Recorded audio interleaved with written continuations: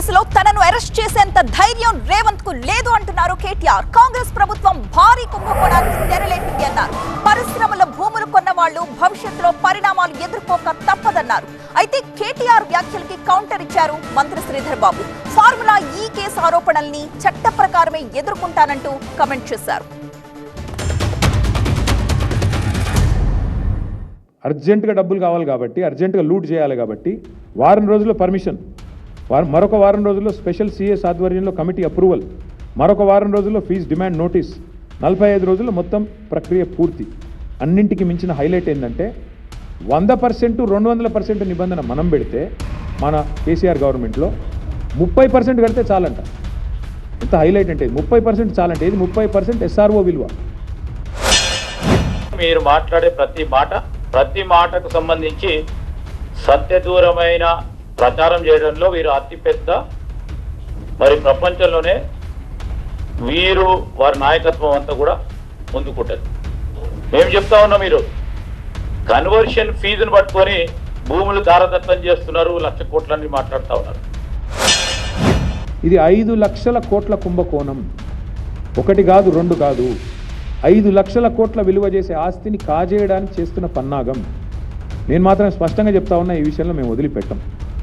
న్యాయ పోరాటము చేస్తాము తప్పకుండా.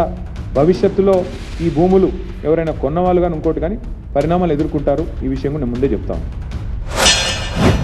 ఈ పాలసీలో పాల్గొనకుండా దీంట్లో మీరు పోవద్దు అంటా ఉన్నారు. సరే, వారికి రాష్ట్ర అభివృద్ధికి చేయొద్దని భయం కల్పించాలి. ఈరోజు పెట్టుబడిదారులు భయం కల్పించాలి, ఏదో విధంగా పెట్టుబడులు రావద్దు.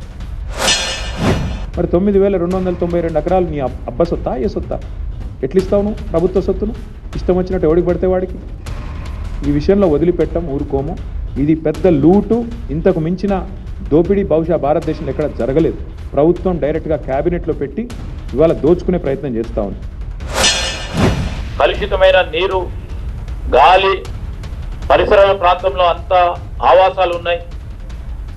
వాటికి సంబంధించి ఒక ప్రోగ్రెసివ్ నిర్ణయం తీసుకుంటే ఈరోజు వారు చేస్తేనేమో లీజ్ ల్యాండ్లో చేస్తేనేమో కరెక్టట, సొంత భూములకు సంబంధించి వారికి వెసులుబాటు కలిగిస్తేనేమో తప్పట.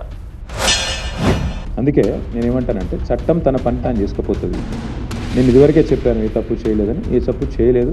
నేను లై డిటెక్టర్ టెస్ట్కే రెడీ అని ఏం చెప్తాను, అంతకంటే ఊరికి ఎన్నిసార్లు చెప్పిస్తారు నా తన మాట. బ్రదర్, మళ్ళీ చెప్తున్నా, ఎవరు అనుమతి ఇచ్చినా ఎవరేం చేసినా చట్టం తన పని తాను చేసుకుపోతుంది. మా పని మేము చేసుకుపోతాం. ఏముందా అసలు మేము అరెస్ట్ చేయాలని మేము చెప్పినామా ఎప్పుడు? అనుకున్నాం అరెస్ట్ చేయాలని. ఏపీ కేసో ఏ విధంగా పోతుందో, చట్టం ఏ విధంగా ఉందో, చట్టపరంగా ఏ నిర్ణయాలు తీసుకోవాలనో మేము చట్టానికి వ్యతిరేకంగా పోము. చట్టం ఏం చెప్తే దానికి అనుగుణంగా పోతాం.